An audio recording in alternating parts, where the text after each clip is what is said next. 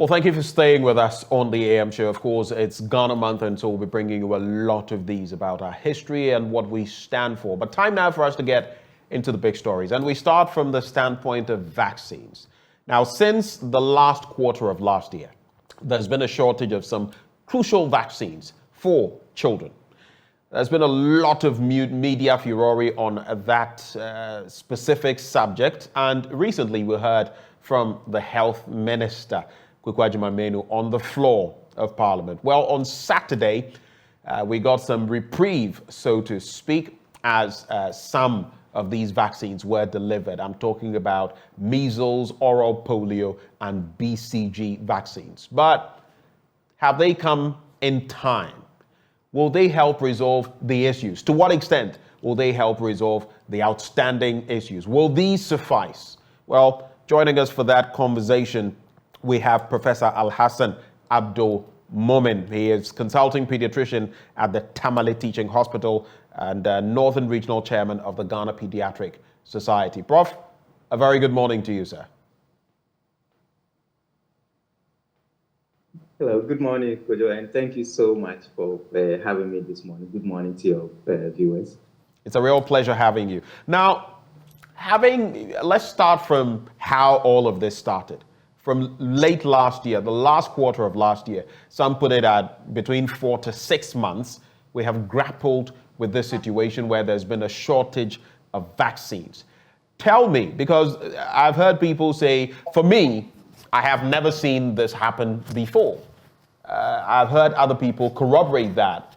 But is that the reality? Is this the first time in a long while this is happening, as far as you know it?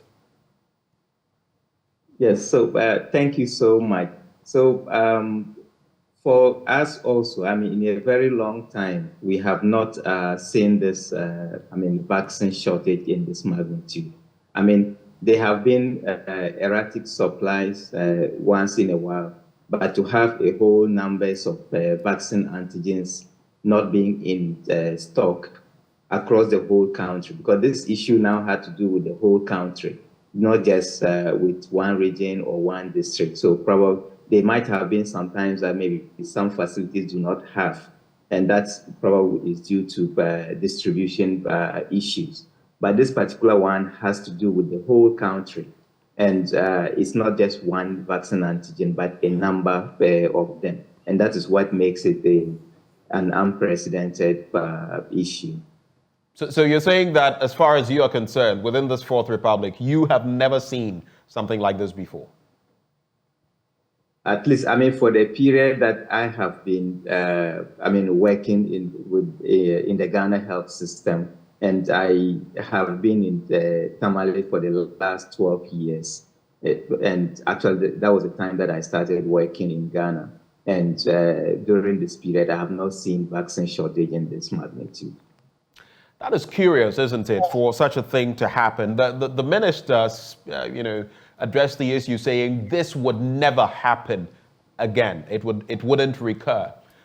Was that enough comfort for you on the back of, because there were also financial constraints in there, a lack of release of funds, and he made mention of that. How much of an assurance was it for you to hear the minister say that? Because we don't know of the financial commitments and whether they would be able to meet them moving forward. Yes, so for us, as the Pediatric Society, first of all, we are, happy for now that at least we have some of these crucial vaccines available now in the country, and they will be distributed onward to the facilities for delivery to the babies and children who need them in this country.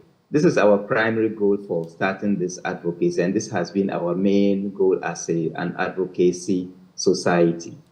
But then what we know from the news since Saturday has been that what has been brought into the country would only last for a period of 6 weeks.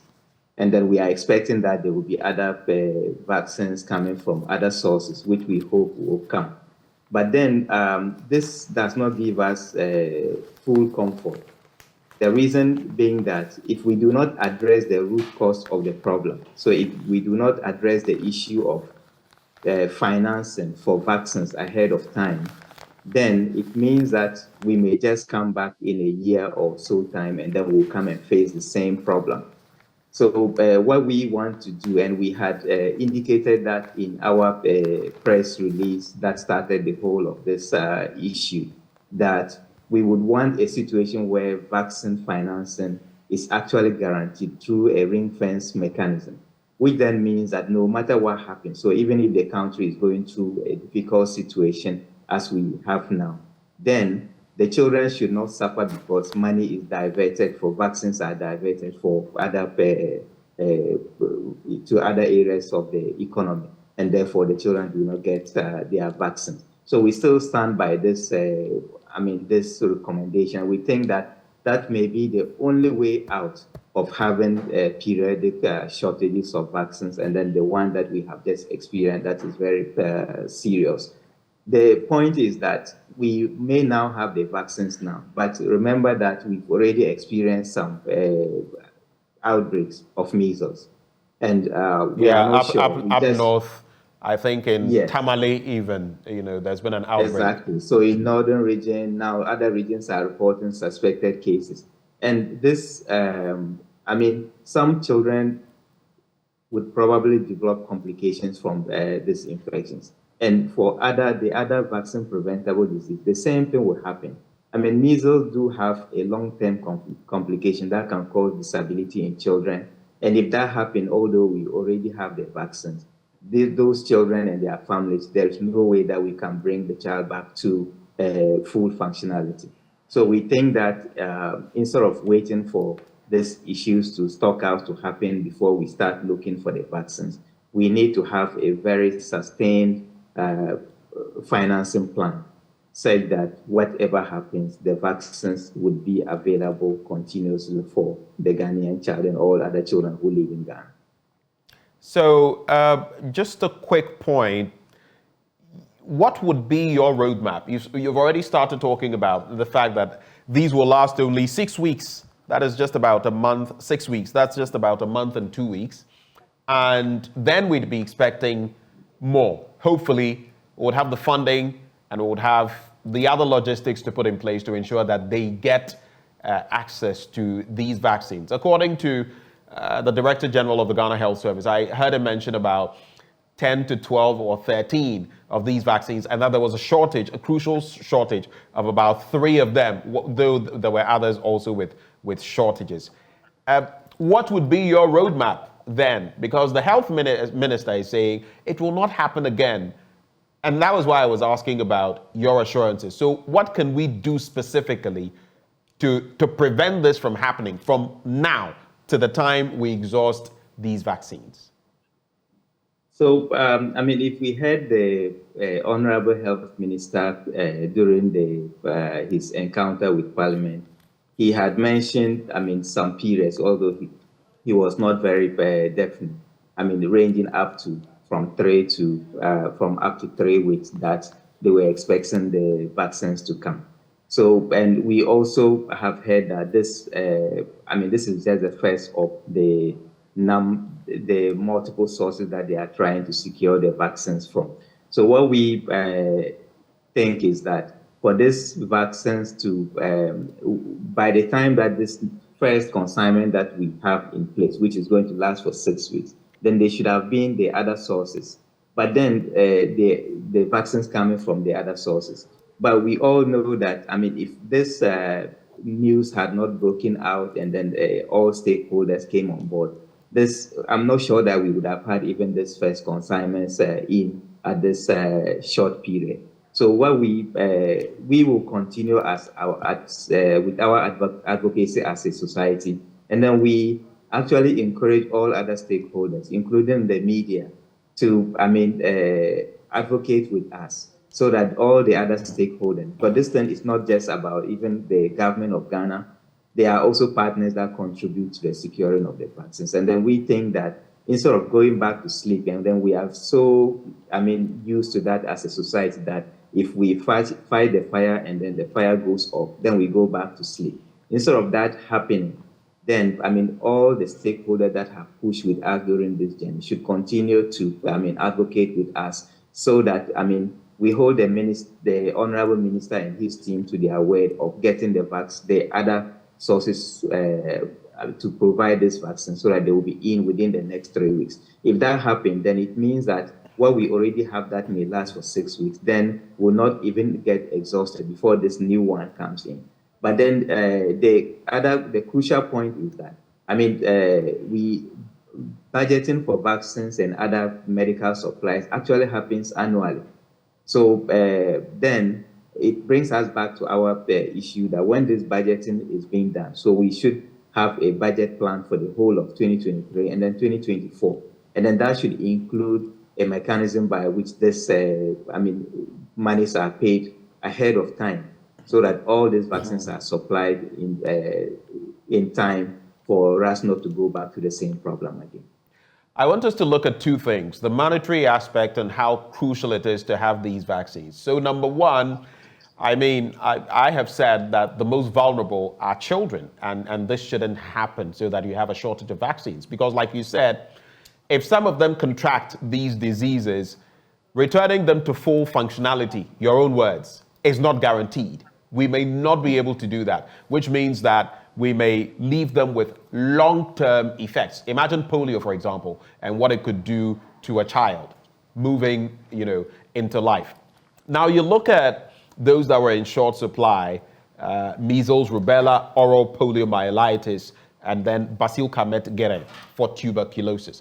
All of these can have a severe impact on these children. So from the two standpoints, one, budgeting.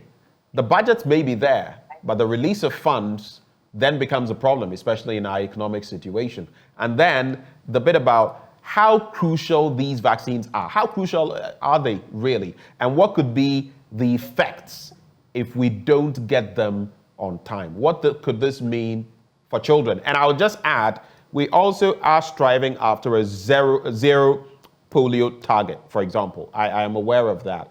What then happens to that now that we have so many measles cases? Thank you so much, Kojo. So the point is that, I mean, let me start from how crucial these vaccines are. And this is the main reason why we are, advocating that we should actually have the funding, ring-fenced in a way, guaranteed for, this to happen. Now, for those of us who were born in the 70s and the 80s, we know that, there wouldn't have been a community that you go in and then you don't see children who are limping. And then we don't see children with this, rashes that actually are due to measles and other problems. And even when we started working in the hospital, we used to see so many children that will, run diarrhea up to the extent that when they bring them in, they will cry, and then you cannot find a single drop of tear on their eyes because they have lost all the body water in their body. And some of them, you may just look at them, and no matter how much intervention you put in, these children will end up dying. So this, most of these conditions that the vaccines actually prevent against are infectious diseases. All of them for now are infectious diseases. And those are the ones that some of them were used to be called six-killer diseases because they were the most common causes of death in children in this country. So once our vaccination system went up, we have managed actually to bring down deaths in children, especially who are more than 1 month old, in a very significant manner over the last 15 to 20 years. So this is one of the main reasons. Vaccination is one of the main reasons why our deaths in children under 5 years have really come down very significantly. And this is what we stand to lose if we continue to have this erratic supply of vaccines. So that then means that we stand to actually derail all this process, and then we may actually go back to maybe 10, 15, 20 years back. This is not what we want to do because we have signed up. We signed up to the Millennium Development Goals. We didn't meet them because we have a high under 5 and neonatal mortality.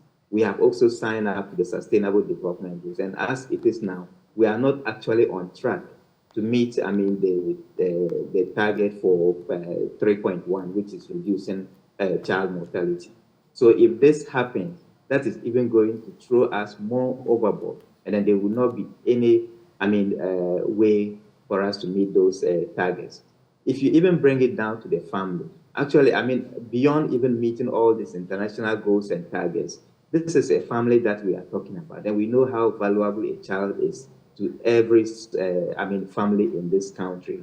And if the child does not die from these vaccine preventable diseases, as I said earlier on, they may develop complications. Rubella, measles can cause neurological complications. If a child develops meningitis, which is infection in the brain and then the brain coverings, then they may develop complications that will leave them with disability for the rest of their lives. And in this country, our healthcare system is mainly geared towards, I mean, acute care. If you have a child that has disability, then you are on your own because you have very little support from the state. You have very little support from other stakeholders. So this is how crucial the vaccine, the availability of the vaccines are. And that is the reason why we cannot even think of a situation where we do not have them or their inavailability is sustained. Regarding the budget issue, so I think that, I mean, health, I mean, we say that our health is our wealth. Actually, you can only think about any other thing in this society if you are healthy. If you are not healthy, then all other things become secondary and they are flimsy. So, I mean, I would think that there is money in this country for us to guarantee, I mean, funding for this vulnerable group of our children in the society, because we do find money for all other things. So there shouldn't be a reason why we cannot find money for, to budget sustainably for these children to have the vaccines that will actually make them healthy so that they can take over from us when they grow up and we are no more. So I think it's a matter of priority. And then we are saying that the state and the government should prioritize this and make it that this money is for, is for vaccine financing. And whatever happens, then we are not touching that funds. So we see that the other vaccines are not in short supply. So there are others that are being supported by partners, and right, those are generally stable. And we have not had any big issues with their short supply. So this is just about priority. So if we also prioritize it and say that for the ones that we have committed that we are taking up, we should, guarantee those funding for, every year, then this should not happen again. This should not happen in Ghana. I totally agree with you in terms of importance. If we can get all the V8s and if we can pay all the staffers and employ all the ministers, then we might as well put them to work and ensure also that children don't get the short end of the stick.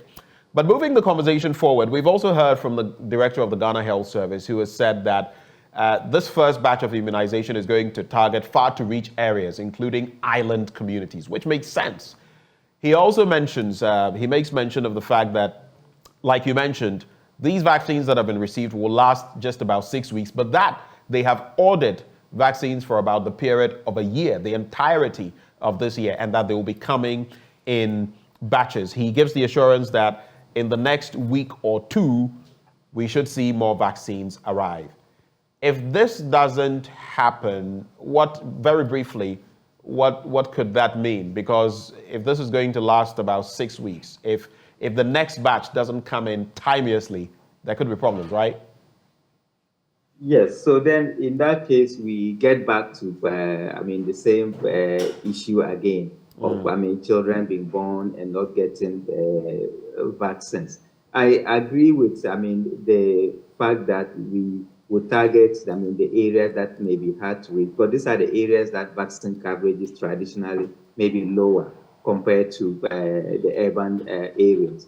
But the other point is I would also think that we should target where we are already having the outbreak situations. Because in northern region, for instance, we did a study during the peak of the COVID-19 period. And then we realized that even those times that the vaccines were available, the uptake was very low. So the Honorable Minister mentioned that this was something that WHO projected. Actually, our studies, not just projection, showed that they would have, the coverage was lower. So these are children who may not have been due just within the last 5 or 6 months, but actually they were due for vaccination during the COVID-19 period, and then they never had it. So we need to target all those areas. So this is why, apart from vaccinating those who are due now, we have to look at then doing the catch-up vaccination, which the Director General mentioned, which is very crucial. But then this can only be meaningful if we are able to get the next consignment of vaccine before these ones run out. Otherwise, then you risk having another group of infants and children who would also have to wait for another 3, 4, 6 months to get their vaccines. And then we are perpetuating the cycle in such a way that we have more children who are susceptible to infection. And once the herd immunity, so the population immunity goes down because of lack of the vaccines, then every one of the children then are susceptible to getting this infection. In terms of responsibility, in terms of accountability, in the past we've taken issue with the health minister in respect of COVID-19, how some things were managed.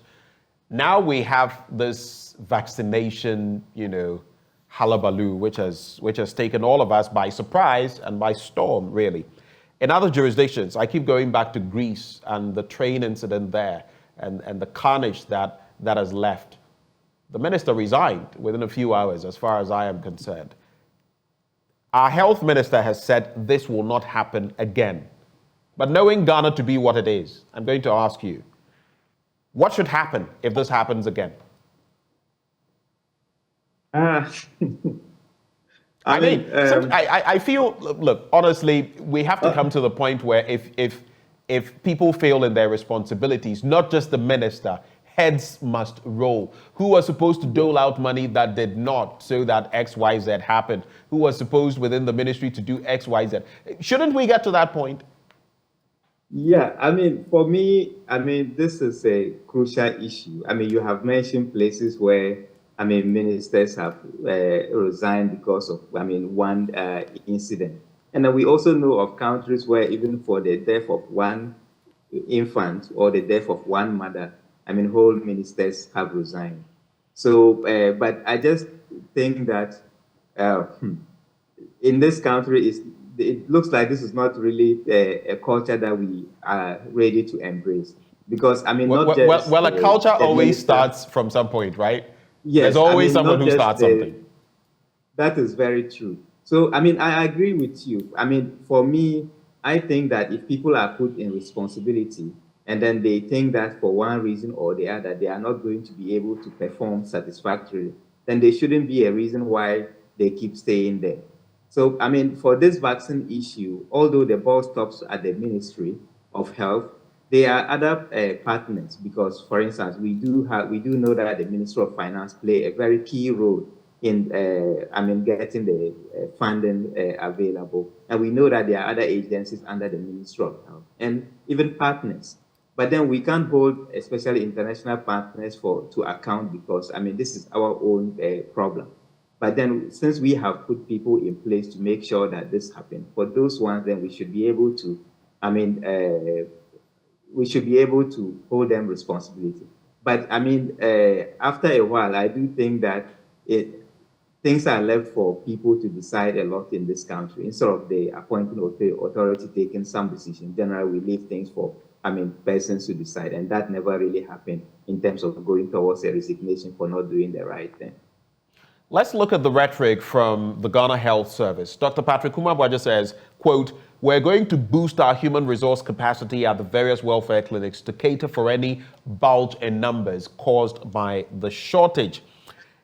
In places where health facilities are already doing outreaches or embarking on outreaches to increase access and ensure no child is left out, such arrangements will continue." He goes on to add, "We will go into the communities and announce the availability of the vaccines so that the families of eligible children will know."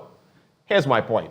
You made mention yourself of the fact that in some instances, the vaccines are even available and parents will not take their children for vaccination. In this instance, there has been that, continuous rhetoric that you go to a medical facility and they tell you there are no vaccines.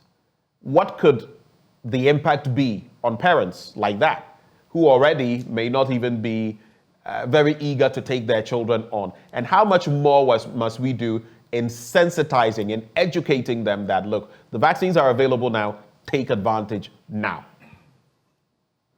So, in the first place, I mean, yes, they are, I mean, once a family takes their child to the vaccination center, and then there is no, I mean, they are told that the vaccine is not available, then the chances are that when you ask them to come back, they may not come back. And this is what we call missed opportunity when it comes to vaccination. I mean, it's a big issue because you have found somebody in the hospital. The health-seeking behavior is not already good in many places in this country. So we even say that once you find them in the health facility, you should get them vaccinated before they leave the facility. But here is the case, they even come to get the vaccine and then it's not available. Then they are told to come back next time. Many of them don't come back. And the next time you see them may be that they have one of the vaccine-preventable diseases. That may be the one, bringing them to the hospital. Regarding, what could be done, yes, so for facilities that do the vaccination, they will continue doing the vaccinations once they are available. And we know that the country has a very robust, expanded program on immunization system. So we do trust that, once the vaccines are available and the outreach, but even for northern region and the other regions in northern Ghana, they do have a very good, outreach system where the community health nurses go into the communities when these vaccines are available to give to families who may not have come to the hospital. So we do trust that, aside the stationary vaccinations where the families would have to, get to the hospital, we will make very good use of this, community visitation by the community healthcare workers and make sure that every eligible child that is due or had missed the vaccine because it was not available get vaccinated. In terms of the vulnerability of children to these diseases, we also know that these vaccinations, especially in hotspots, can reduce the spate of cholera. What's the correlation? Can you share with us? Well, for none of the vaccines that we have currently is given against cholera. But there is one, so the rotavirus vaccine that is given against the rotavirus, which also causes diarrhea in children. And that can be very severe. So this is a vaccine that they take beginning at 6 weeks. So if children do not get the rotavirus vaccine, as I said earlier on, before it was introduced into the country, we used to see, children with really very severe forms of diarrhea that requires hospital admission, and some of them even passed away because of the severe fluid loss. So if they do not get this rotavirus vaccine, which some health facilities were also reporting that they didn't have at some point, then that is going to bring us back to getting the children running severe diarrhea. And for the northern part of the country, this is the season where we get a lot of children with diarrhea. So this may actually exacerbate the situation if they continue, if they do not get that vaccine as well. It is said that if you want to prevent problems in the future, you learn from the problems you've had in the past or the problems you may be having. But I'd like to find out, I don't even know whether we have a fair idea of it. Shouldn't we be measuring the impact of this shortage of vaccines in real terms? Maybe X number of children were not able to get polio, oral polio vaccines, or is it the CBG for tuberculosis, right, or the BCG, among others. And so on account of that, this has been the impact. This is the number affected. This has been the impact. They've missed it by X number of weeks. They should have got it at this number of weeks. This is their level of exposure and all of that. Does the Ghana Health Service have anything like that you are privy to? Because if we don't, then we wouldn't even know what the real impact is. And apart from up north where we know there's an outbreak of measles, we may not even understand the full picture. And some children, the point is that no child should be left out. Some children could suffer the consequences. What's your take? Yeah. Hello, Prof. Sorry, hello, yeah. So I lost you for a while, and I didn't Okay, get so let me just repeat the question. I am saying that we need some measurability. How many children have been impacted by this shortage of vaccines from last year, the last quarter of last year? So that's like 3 months last year, more or less, and 3 months this year. How many children have been affected? What range of diseases did they not get the vaccines for? I mean, what is going to be the real impact of this? No child ought to be left out. Shouldn't we be measuring that specifically, in specific terms, so that no child is left behind? Yeah. I mean, definitely. So, I mean, this should be what pertains. So that, as you have said earlier on, we need to learn from, lessons from whatever happened. But if we continue documenting or not even documenting what happens, and then after 1 or 2 years, you get back to the same situation, then we never really learn from our mistakes. And then that means that we may continue, we don't take measures to prevent them from happening, then we will continue to have the same problems. I think the health system does have a way of documenting the number of children who are due for vaccination, because during the budgeting process, actually, they use the birth rate and then they use the annual deliveries, which are, common information to everyone. And then we also know, the number of children who may be eligible based on the population and housing census, which we just completed one in 2021. So all this information actually help you to determine how many children are due for the birth vaccination, because we know how many children approximately are born every month or every day in this country. And we know how many are born, in a year in this country. So we should be able to estimate at birth how many children would need this vaccines. And then for each of the periods that they are eligible, how many of them would need it. What then happens is that if the vaccines are in short supply, as we experienced for the last 5-6 months, then you should just then be able to put these numbers together to tell that once we did not have this vaccine, this is the backlog that has happened. And this then reduces the population immunity, or what we call herd immunity, meaning that you stand the risk of having outbreak as we have experienced, and not just for measles, but for other vaccine-preventable diseases. And that way you are able to measure, the impact of all these problems. I think our problem in this country is not even just about the documentation, because as I said, the EPI system is robust enough to have all this documentation. And the health, if you go to where they are doing the vaccination, if you go to the delivery rooms, all these documentations are done. But we fall short when it comes to making use of data. So, and that is where, we are not able then to take full advantage of what has happened and then make interventions to prevent them from happening. As I mentioned to you earlier on, we had a publication in 2021, talking about the drop in coverage of vaccines during the COVID-19 period. And then we did disseminate this quite widely to say that, look, if we are not taking measures, then we are going to have problems, because, people are not coming for vaccines because they fear they will get COVID.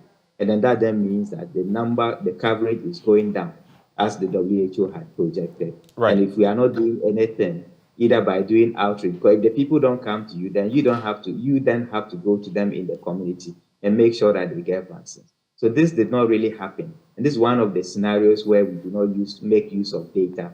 And then that then comes back to bite us hard, as we are seeing now. Before we wrap the conversation, before I take your final thoughts, there's this issue of interest. I know you are more into pediatrics, but I just want to get your take on this. And it's in the Ghanaian Times newspaper. Under the Global Diabetes Compact of the WHO in collaboration with the World Diabetes Foundation, it is seeking to accelerate the fight against diabetes, which currently affects some 2.4 million Ghanaians. Interestingly, under this support program, Ghana is expected to attain 100% coverage of all persons with type 1 diabetes having access to affordable insulin and blood glucose self-monitoring equipment by 2025. Why am I roping it in? Because we have expectations when it comes to the vaccines. We're not meeting them. Here we are in terms of our diabetes situation as well as a country. We know how debilitating it can be. What are your expectations in that regard? And then you can add your final comments on the vaccines as well.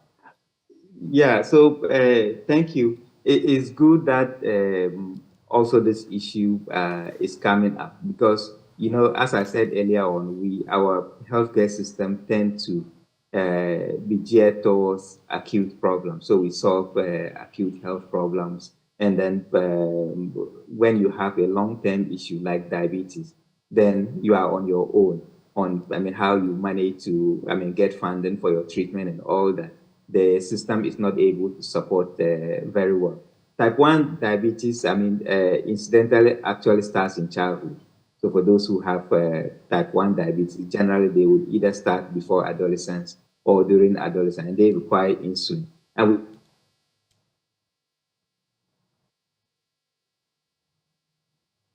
Hello, Prof.